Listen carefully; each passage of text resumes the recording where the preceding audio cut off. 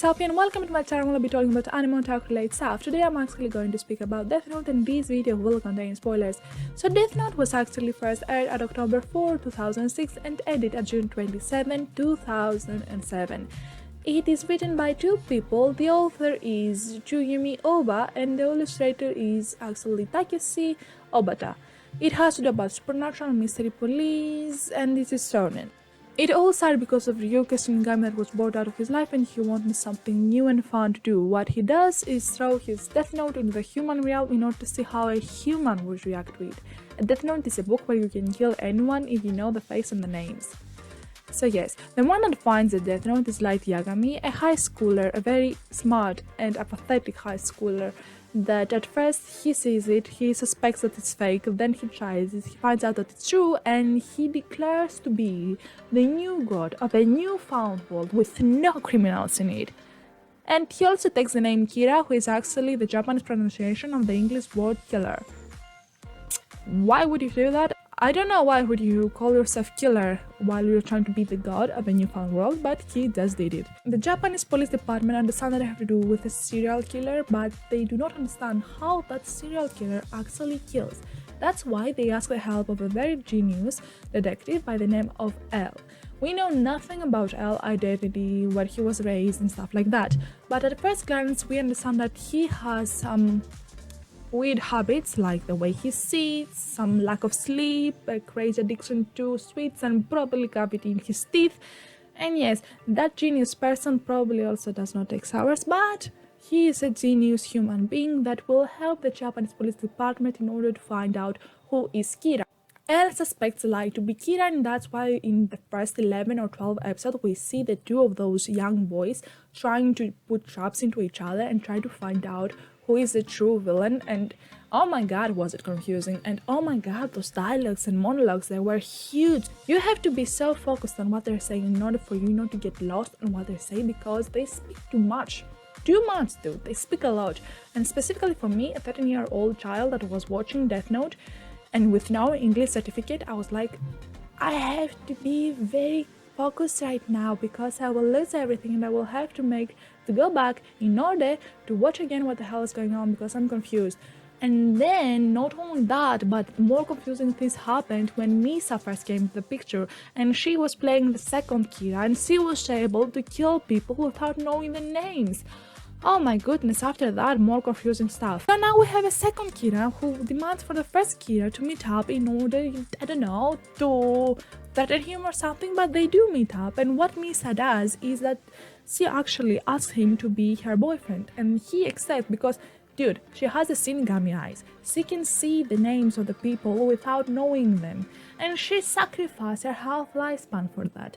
I mean, girl, you could live long, but you just decide because of a stupid crush to sacrifice half of your lifespan in order to find out who is the first Kira Light. And girl, no. Misa was one of the first characters that I hated in anime and I was like, okay, I felt sympathetic of her at first, sometimes in the anime, but whenever she made a choice, whenever she spoke, I was like, girl, please stop talking, I beg of you, be normal. And when I was thinking about being normal, I don't understand what I expected her, like, you know, being more strong-willing, do not be used as a tool, maybe do not embarrass the name of female so much, but I don't know what I expect out of her. Probably more strong willingness and, you know, strength out of her, which was something that I did not see. Like I said, when Misa first came, confusing things started to happen. So when Elle sees Misa, he is like, that's the second Kira. I'm apprehending her and then I'm going to torture her to find out who is the first Kira and how they kill. Oh my goodness, and he does that. He literally tortures her.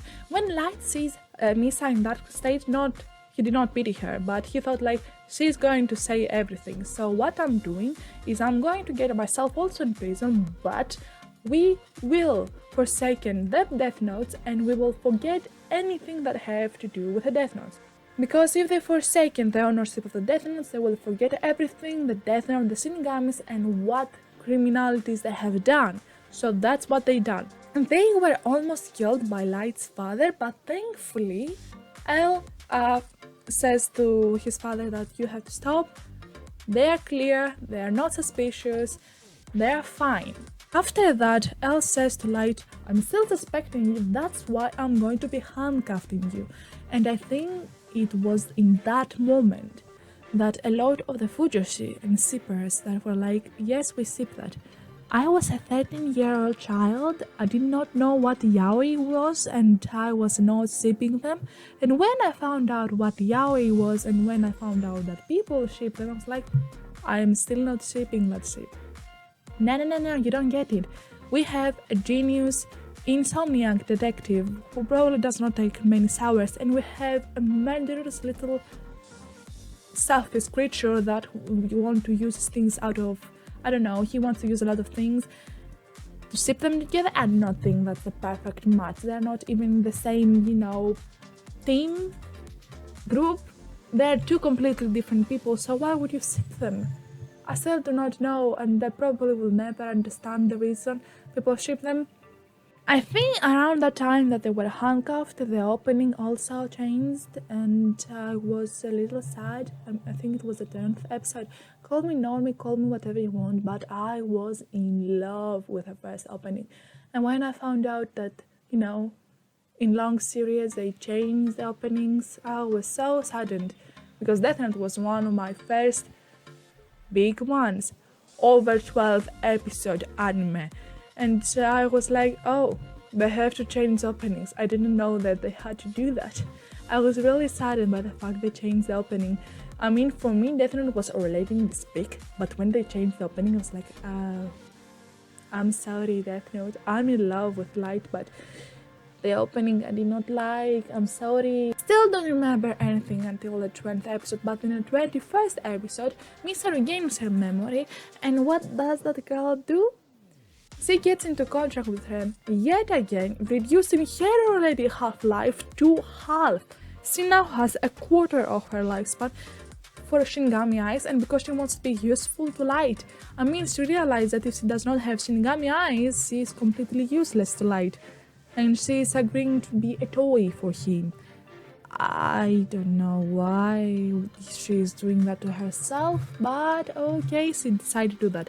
Light is getting his memory back in the 24th episode, and in that episode we see him trying to plan on how to kill L.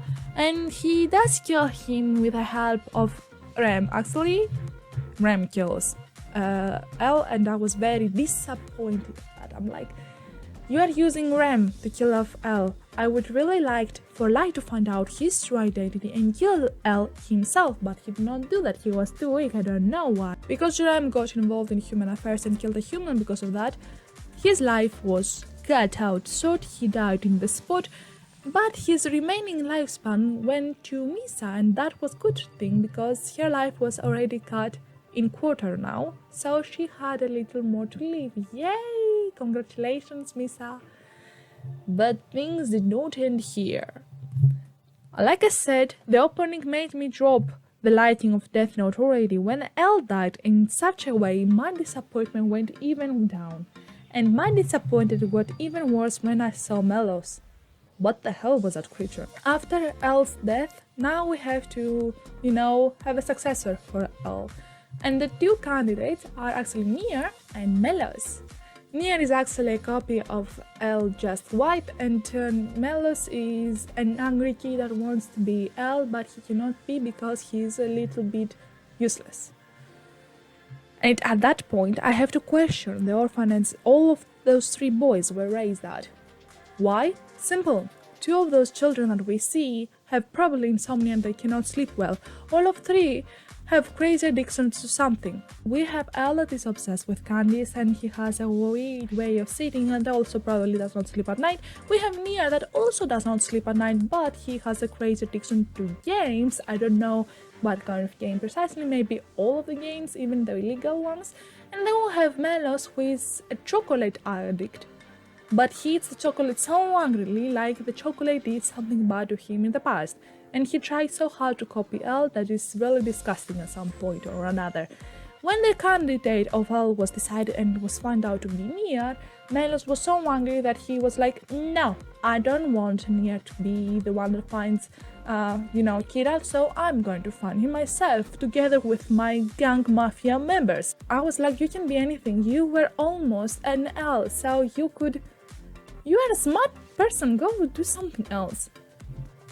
The only reason that I was watching the anime currently after L's death, I was like, we still have Light, being, the bitchiest side of him, but now we have another copy of L, just smaller and whiter and more crazy. I don't know.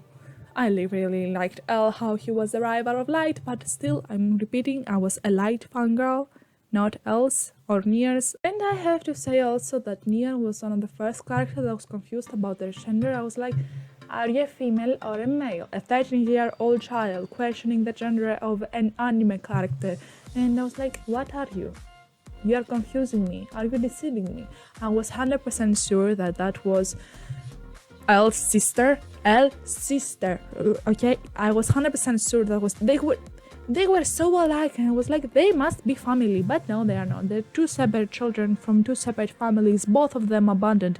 And that orphanage, I'm questioning its existence. How could you let 3 children have so many problems? Because those are problems, not something good with, okay? After the introduction of Melos and Nia, I was like, okay, I have nothing else to see in this series, and I did not have anything else to see, because right after that, we have Light's death in the most disappointing, misunderstanding, and swapping of the Death Notes ever. One other confusing thing, really, after L's death, I think the people just wanted me to feel confused and like, what the hell is going on and how the hell is going to end the series, and the ending was blah. Not very good one, not the best one. I expected Light to die, but not in such a way, not because of misunderstanding, not because of a stupid swapping of the Death Notes with a chance of 50-50, right? That was not a satisfying ending for me, but it happened. But even though I've said so many mean things about Death Note, I have to say that it's still my favorite one. I know, right? It's confusing and weird why it's still my favorite one. And honestly, it has left such a huge impression to everyone that in China it was banned, it was even talked in Greece, and it had made one of the worst live-action movie adaptation ever. Have you seen the live adaptations? They suck. A lot. I'm sorry, they suck a lot. I don't know how a normal human being that does not watch anime would react to those movies, but I did not enjoy them. They weren't nice. I expected something better. I don't know what I expected, but I expected better. And then I realized that people should not make live adaptation out of supernatural things, because I have seen shoujo live adaptations and they are very good. They have made a good job in those things. But not in the supernatural department, they haven't done much good work. Death Note has left us so many amazing scenes. For example, the I'm going to eat a potato chip scene, I'm handcuffed with L scene, I'm going crazy because of L scene too, and I'm like, yes, amazing, beautiful. It had a very nice colors, and I was very proud to say that I could understand the English dub without any problem. And I might remind you, I did not have my English certificate at that time, and I was very proud of myself that I was able to understand what they were saying, but it was very confusing for me when I was a 13-year-old child. I'm going to keep continuing saying that because I was a 13-year-old child when I watched Death Note. But when someone is going to ask me if I'm going to recommend it to them, probably they have already seen it. Death Note. I don't know why, but most of the normies friends that I have, either they say, oh, I know Death Note, or I have seen Death Note, and when I ask them, what else have you seen? Nothing else. Maybe that's why right now I'm not going to rewatch it, because many people have already watched it, and it's now so mainstream that even if you ask a human being out in the streets, not a middle-aged person, a young person around my age, they would say, yes, I have heard of it. And I'm like, have you watched it? No. Why would they watch it? And when someone tells me that I watch anime too, and I'm like, what have you watched? And he says to me Death Note, and I'm like, what else? And they cannot answer me. I'm like, Death Note is not the only anime industry has to offer. I mean, you could see some much nicer anime to watch, because I think that Death Note is a heavy anime material for someone, and they have to watch it, when they are very into the anime just because I can understand better, and I think that it was a mistake for me to watch it at such an early age of my weebhood. And I would really like to rewatch it again, but because of, the so many talks and so many people know it, I don't want to do that to myself. Even though I would like to rewatch Death Note, I wouldn't do that because I feel that if I'm going to rewatch it, I will feel, when you see something old and that you feel that it's, very good, 100% hit, but when you are watching, you're like, that is shit. And that happens to me a lot when I read books or watch some movies when I was a young child I liked, and now I do not enjoy them very much. That's why I'm not going to rewatch Death Note, because simply I might see something that I did not see, or I might understand something that I did not understand at the time, or I might hate a character that at that time I did not hate, because like I told you, I'm a Light fangirl. So if I'm going to rewatch it based on my now behavior, opinions, and everything else, I'm probably going to hate Light so much that I do not want to rewatch it. I'm very sorry, even though it's an amazing anime, right? It has brought such a huge impact to the anime industry, and it has one of the best openings. The first opening was amazing. I wouldn't rewatch it because I'm afraid that I will hate it when I rewatch it. Probably I'm going to read the manga though. This was the end of today's video. Thank you all so much for watching. It means the world to me if you subscribe or put in like.